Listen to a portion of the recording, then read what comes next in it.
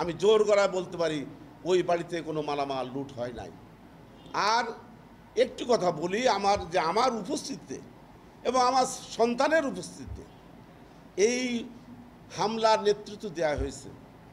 আমার ছেলে ছিল ঢাকায় এবং তার ঢাকার ডকুমেন্ট আপনাদের সামনে দেওয়া হয়েছে।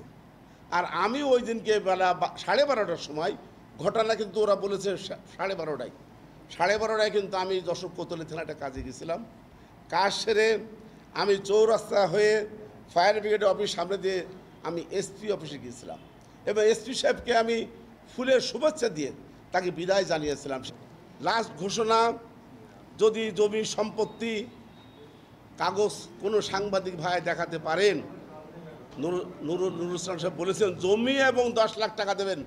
জমি তো দেবেনই, আরও যে সাংবাদিক এটা আবিষ্কার করবেন তাকে 10 লক্ষ টাকা দেবেন।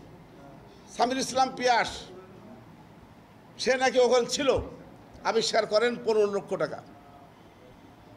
15 লক্ষ টাকা সামির ইসলাম পিয়াস সেই সাংবাদিককে দেবে যে উনি ওই জায়গায় স্পটে বা যশোরে ছিলেন।